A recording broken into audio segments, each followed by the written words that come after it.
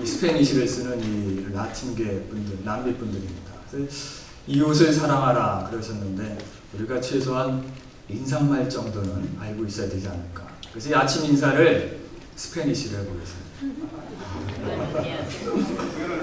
부에노스 디아스 맞나요? 신디 권사님 맞아요? 자, 우리 옆에 분들하고 부에노스 디아스.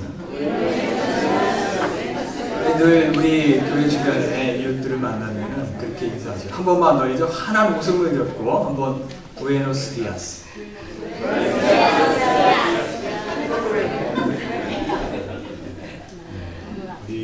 우리끼리만 사랑하는 게 아니라 우리 이웃들도 우리 주변에 있는 그 남미 분들도 함께 이렇게 밝은 얼굴로 인사하면서 그리스도의 사랑을 전하시길 기원합니다.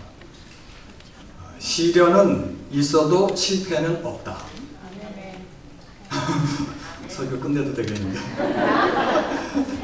무슨 책, 이게 책 제목인데 시련은 있어도 실패는 없다.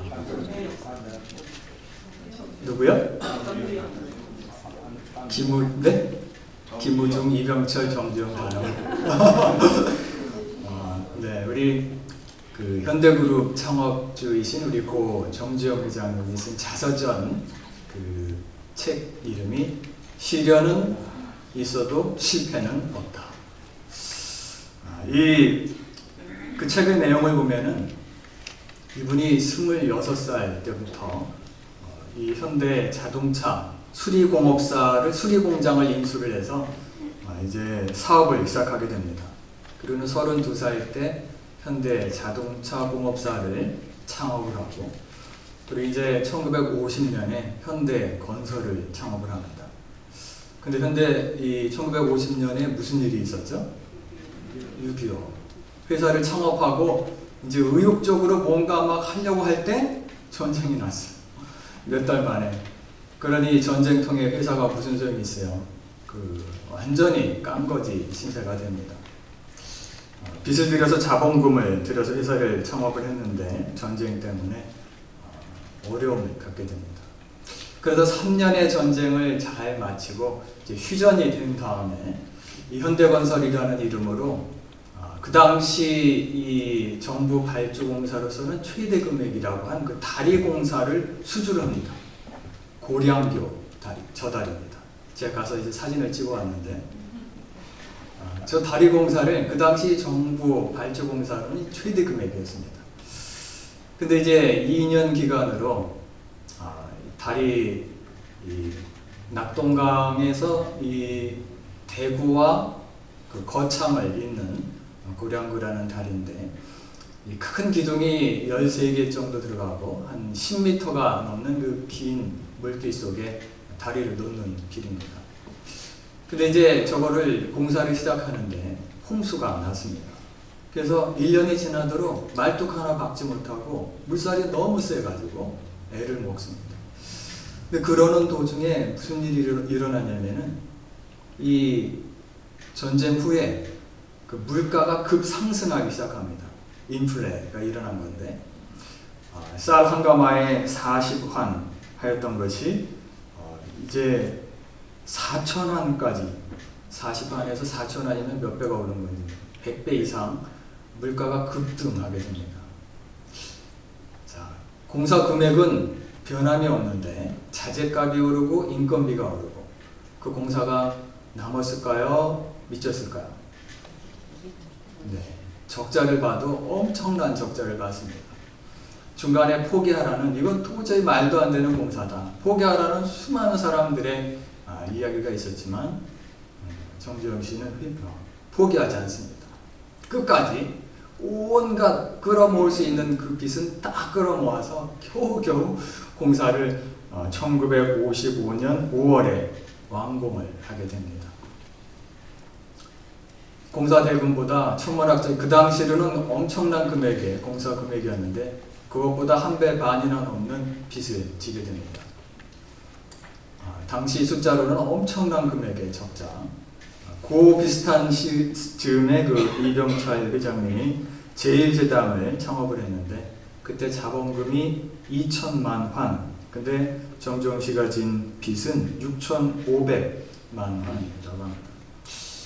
그만큼 엄청난 적자를 지고 결국은 그 다리를 완성을 했는데, 이제 빚은 졌지만 현대가 그 공사 기간을 잘 지키고 또 포기하지 않고 여러 가지 어려움 속에서 많은 사람들이 그 공사를 발주한 정부를 비롯해서 많은 사람들이 반드시 적자가 날 것을 다 알고 있었지만 포기하지 않고 완공한 거에 대해서 인정을 하기 시작합니다.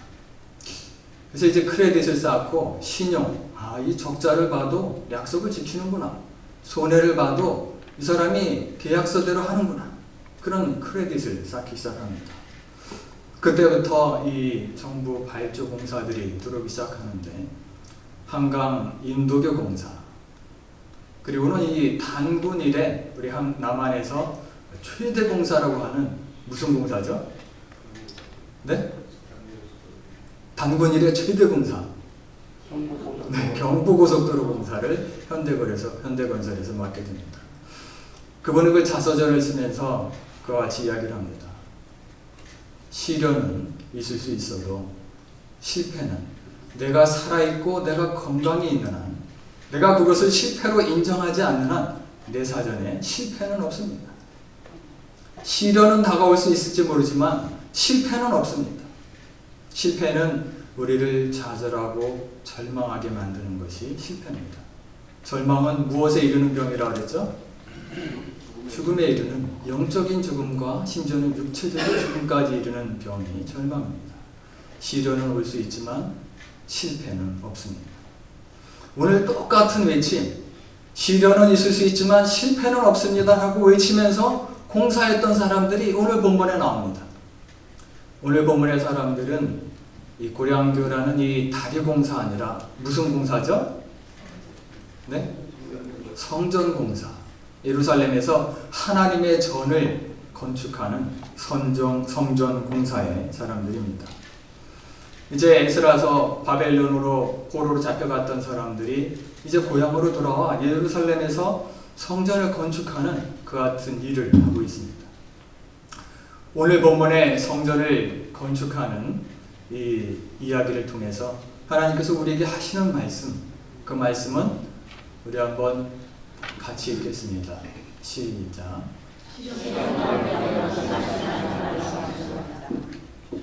역시 똑같이 하시는 말씀은 시련 가운데 낙심하지 마라. 이 다리 공사 아니라 성전 공사를 하고 있는 본문의 이스라엘 백성들은 온갖 시련을 갖게 됩니다. 이제 겨우겨우 그 폐허가 된 예루살렘에 돌아와서 하나님의 전을 먼저 건축하기 위해서 이제 전 역사를 시작하는데 이와 같은 어려움과 역경을 겪게 됩니다.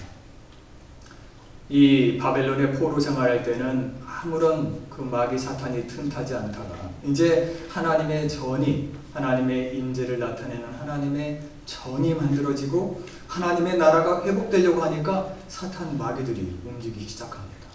왜냐?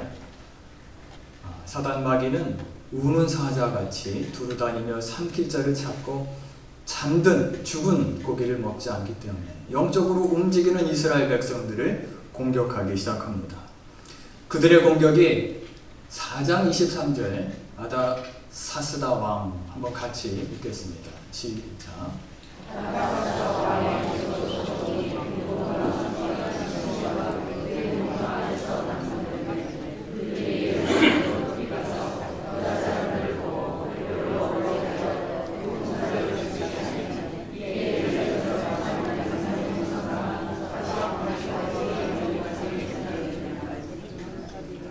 바벨론 포로 생활할 때나 성전이 공사하기 전에는 조용하던 이 악한 영들이 이제 성전을 짓고 하나님의 전을 세워나가려고 하니까 공격하기 시작합니다.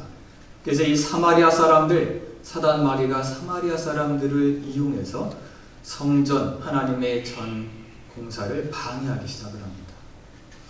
그들이 방해하다가 결국은 페르시아의 왕에게 조서를 올려서 그리고 나서는 권력으로 억제하여 그 공사를 그치게 하니 성전 공사가 다리오 왕 2년까지 중단됩니다. 이렇게 한마음 한뜻으로 어려운 가운데 성전을 공사하려던 사람들이 성전 공사가 멈춰지게 됩니다. 그리고는 세월이 흐르고 1년, 2년, 3년 세월이 흘러갑니다. 여전히 성전의 기초성만 세워졌고 그 위에 기둥이 세워지지 않은 성전 공사. 그리고는 무려 15년이나 지났습니다. 이제 15년 후에 다시 공사를 시작을 합니다. 이스라엘 백성들이 다시 힘을 모아서 우리가 하나님의 성전을 건축하자. 그랬더니 또 무슨 일이 일어나는가? 우리 5장에 보면은 다시 또 악한 영들이 그 성전 공사를 방해하기 시작합니다. 그때 한번 같이 읽습니다. 시작.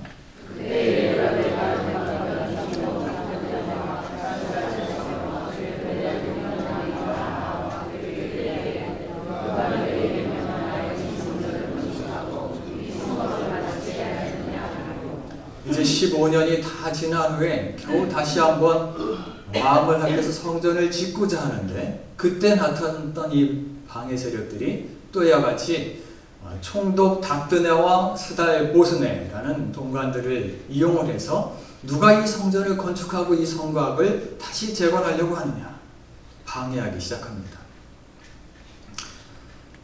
이제 스스로 겨우 이 포로 생활에서 돌아와서 이제 폐허가 된 예루살렘에서 먹을 것 농사짓고 살기가 바쁜 이 세상, 그 시대에 자신들의 집을 짓기도 힘든 그러한 시대에 하나님을 전을 지려고 할 때 이와 같은 반대 세력들을 계속 만나게 됩니다. 결국은 이스라엘 백성들이 그 많은 반대 세대 여러 번 반복되는 그 방해 때문에 하나님의 전 건축을 포기하고 그냥 자기들의 집을 지었더라. 그랬을까요? 성경이 그랬을까요? 이 이스라엘 백성들은 그 숱한 방해에도 낙심하지 않고 여호와의 전을 건축하였더라. 오히려 마음을 굳세게 해서 바사왕 고레스에게 조서를 보내고 결국은 그 조서의 내용을 통해서 다시 허락이 나서 여호와의 성전 건축이 다시 시작되게 됩니다. 시련은 여러 번 있을 수 있으나 실패는 하지 않는 이스라엘 백성들, 여호와의 전을 건축하는 이스라엘 백성들의 모습입니다.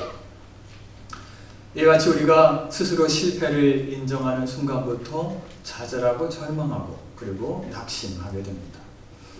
이 사도 바울도 역시 마찬가지로 온갖 시련과 고난을 당하게 됩니다.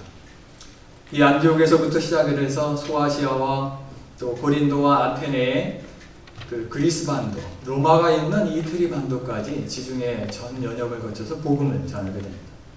그러면서 그가 받은 고난이 고린도 후서 11장에 기록되어 있습니다. 옥에 갇히기도 여러 번 하고 매도 수없이 맞고 여러 번 죽을 뻔하였으니 40에 하나 가만매를 5번이나 맞고 태장으로 맞고 돌로 맞고 3번이나 배를 타고 항해하다가 배가 파선이 되었고 여러 번 강도와 동족과 이방인과 죽을 고비를 위험을 여러 번 넘겼노라. 그리고 굶고 춥고 헐벗었노라. 이 복음을 전하다가 사도 바울이 당했던 시련과 고난을 기록하고 있습니다. 그리고는 그 시련이 너무나 심하니까 이 편지를 읽는 사람들, 이 이야기를 듣는 사람들이 에이 이거는 거짓말이야. 이거는 사도 바울이 좀 뻥튀기를 한 거야. 라고 생각을 할까봐 그 밑에 무슨 이야기를 쓰냐면은 31절에 보면은 주 예수의 아버지 영원히 찬송할 하나님이 나의 거짓말 아니하는 줄을 아시느니라.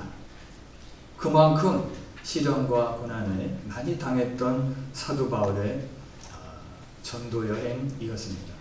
그럼에도 불구하고 그가 어떠한 고백을 했는지 그 온갖 시련과 온갖 고난 가운데서도 사도 바울의 고백, 시련은 있지만 실패는 없다라는 그 고백을 우리가 고린도후서 4장을 통해 들을 수가 있습니다.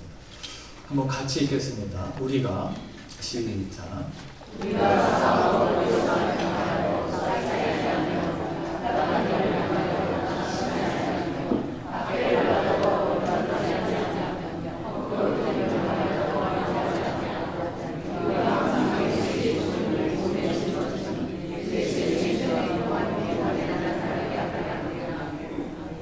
한쪽으로만 공격을 하는 것이 아니라 동서남북 사방으로 방해 세력들이 들어오고 우겨쌈을 당하여도, 이 우겨쌈이라는 그 헬라어 원어를 보면은 들러보메노이라는 헬라어를 쓰고 있는데, 이 말 뜻은 마치 포도를 포도즙에 넣고서 즙자는 기계에 넣고 그냥 즙을 만드는 그러한 의미가 있습니다.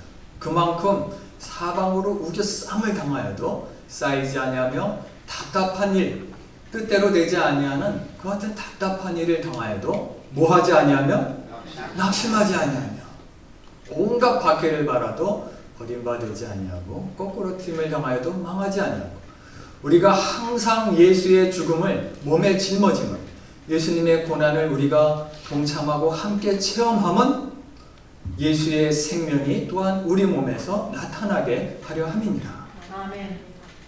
그 같은 고난, 예수님이 당하신 그 십자가의 고난을 내가 기쁜 마음으로 동참함은, 내가 그 같은 고난을 감당함으로 말미암아 예수님의 생명이 나를 통해서 내 안에, 또한 나를 통해서 예수님의 생명이 드러나게 하려 함이니라.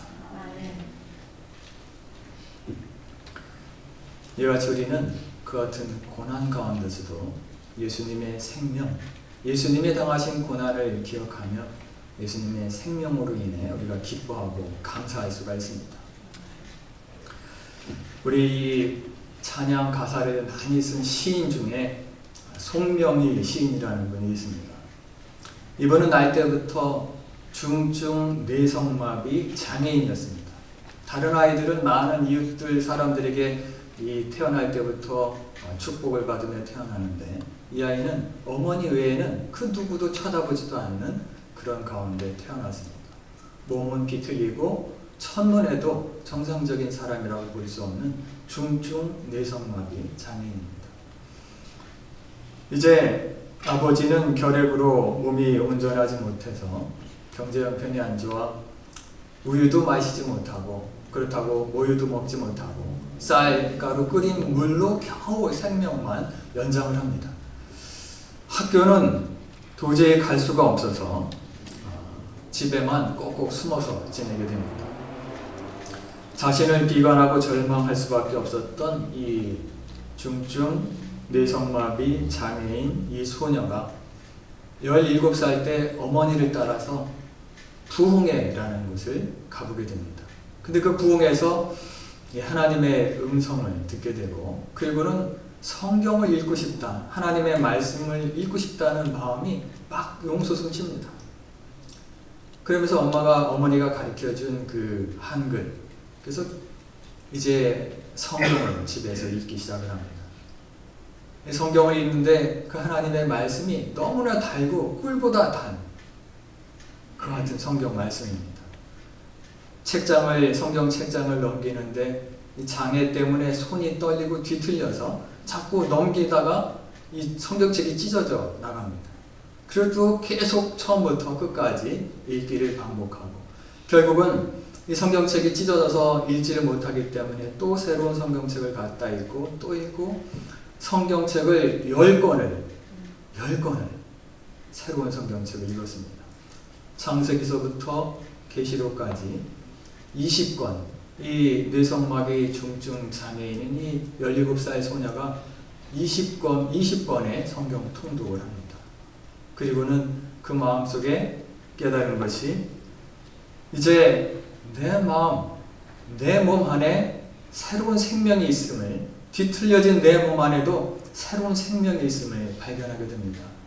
나는 길이요 진리요 생명이라 하신 그 예수님의 말씀처럼 예수님을 주인으로 영접하게 되고, 그 마음속에 새로운 생명이 싹 트는 것을 느끼게 됩니다. 그 감사의 마음, 내 마음속에 솟아나는 그 생명을 어찌할 수가 없어서 떨리는 손으로 글을 쓰기 시작합니다. 그것이 시가 돼서 우리에게 전해졌습니다. 읽어드리겠습니다. 나 가진 재물 없으나, 나 남이 가진 지식 없으나, 나 남에게 있는 건강 있지 않으나, 나 남이 갖고 있지 않은 것 가졌으니, 나 남이 보지 못한 것을 보았고 나 남이 듣지 못한 음성 들었으며 나 남이 받지 못한 사랑 받았고 나 남이 모르는 것 깨달았네. 공평하신 하나님이 나 남이 가진 것 없지만 나 남이 없는 것을 갖게 하셨네. 건강과 지식과 학교에 다니지 못한 지식이 없고 뒤틀린 몸으로 건강이 없고 재물은 없지만 남이 갖지 못한 하나님의 사랑을 깨닫고 남이 느끼지 못하고 깨닫지 못한 예수님의 사랑을 내가 깨닫게 되었다. 그 내 마음속에 있는 그 생명, 예수님이 주신 그 생명을 어찌할 수 없어서 그것을 시로 써서 시집을 냄을 통해서 세상에 알려진 시인, 우리는 그를 송명의 시인이라고 부릅니다. 예수님은 지금도 말씀하시기를 나는 길이요 진리요 생명이라 라고 말씀하십니다.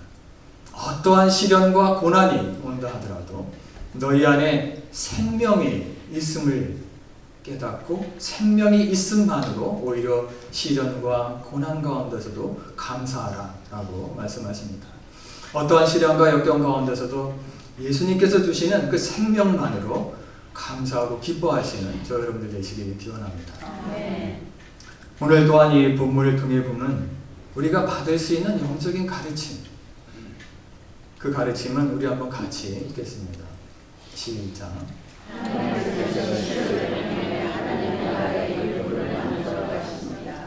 본문을 통해 우리가 만날 수 있는 하나님은 그 같은 시련을 통해 하나님 나라의 일꾼들을 만들어 나가시고 세워 나가시는 하나님을 우리가 발견할 수가 있습니다. 베드로전서 1장에 보면은 그 시련이 얼마나 소중한가, 하나님이 주시는 시련이 얼마나 소중한가를 기록하고 있습니다. 너의 믿음에 한번 같이 있습니다. 시작. 너의 믿음에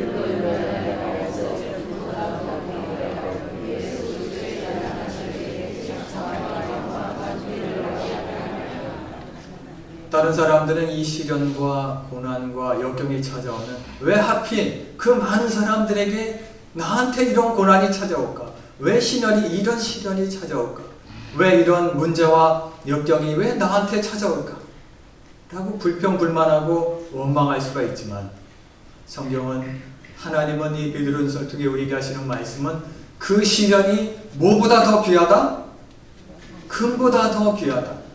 금보다 더 소중하고 귀하여 예수 그리스도에 나타나실 때 오히려 칭찬과 영광과 존귀를 그 시련을 통해서 영광을 존귀를 얻게 하려 함이니라. 시련과 역경과 문제와 환난이 온다 하더라도 하나님께서는 그것을 통해서 하나님의 나라를 인도하여 나시고 또 만들어 나가시고 세워 나가시는 그 같은 금보다 더 귀한 도구로 사용하고 계시는 것을 보게 됩니다. 오늘 본문에도 예루살렘의 성전을 건축하는 이스라엘 백성들도 역시 마찬가지로 하나님께 이와 같은 시련을 받게 됩니다. 오늘 본문의 14절 말씀 유다 사람의 한번 같이 읽겠습니다. 시작. 유다 사람의 하늘의 사랑과 여호와의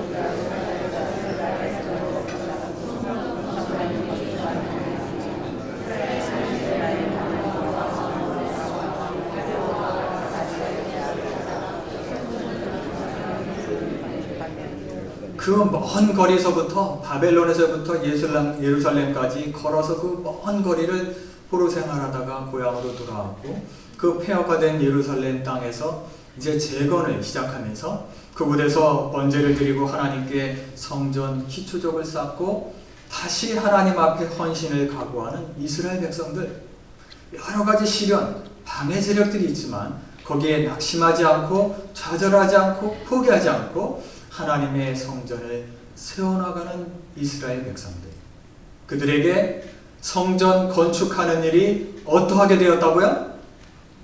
형통한지라. 성전 건축하는 일이 다 모든 일이 순조롭게 이루어지고 형통하게 되었더라.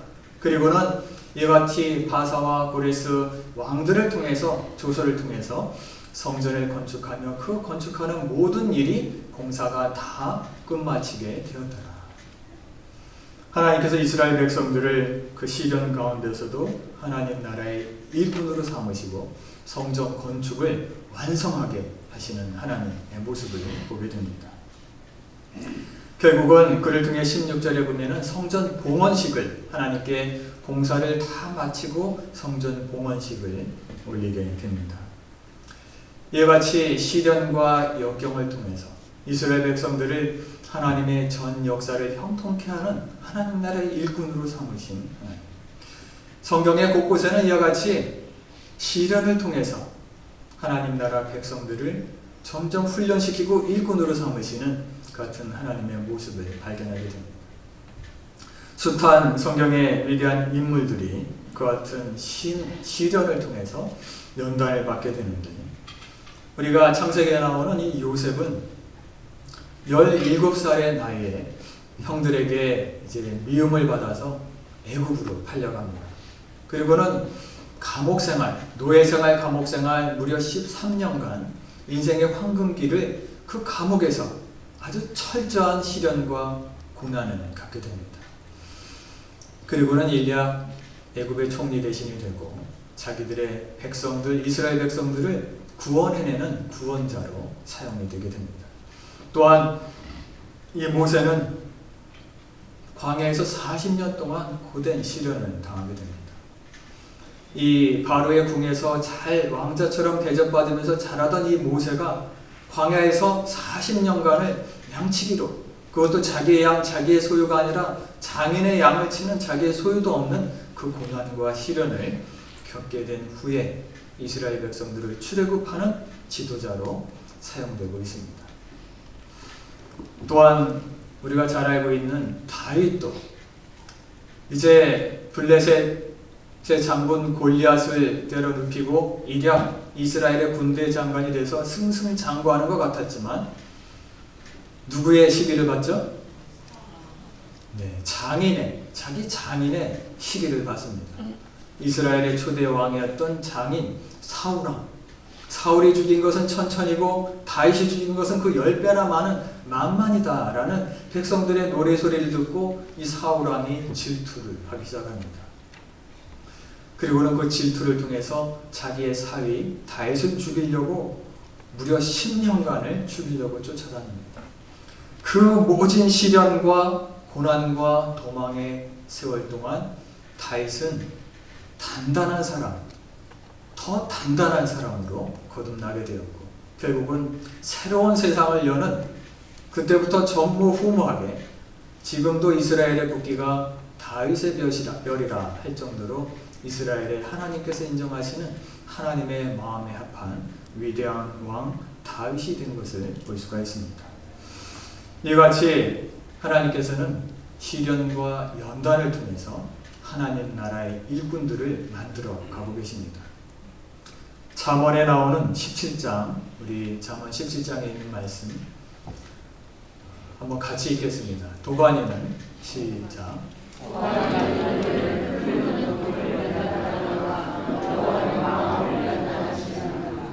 은을 만들 때 이 도가니 거기다 이제 불을 떼서 은을 정제하고 또 금을 재련할 때 이 풀목불을 불을 높이 온도를 높여서 불을 떼 가지고 불순물들이 다 빠져나오게 하고 순금 몇 프로요? 99% 순금을 만들어냅니다. 그 뜨거운 열이 없으면은 그 같은 순금이 만들어질 수가 없습니다. 그 뜨거운 열을 통해서 불순물들이 다 빠져나오고 순금이 됩니다. 도가니는 은을, 풀무는 금을 연단하거니와 여호와는 무엇을 연단하시느니라? 마음을 연단하시느니라.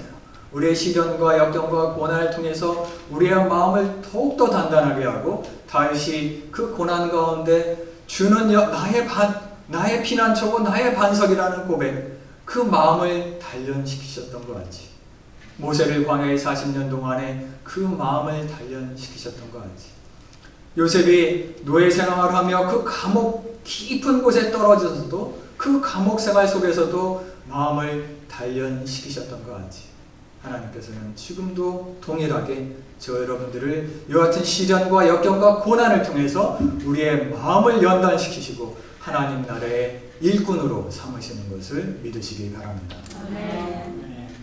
또한 오늘 본문을 통해 우리가 받을 수 있는 이 영적인 가르침은 우리 한번 같이 읽겠습니다. 시작.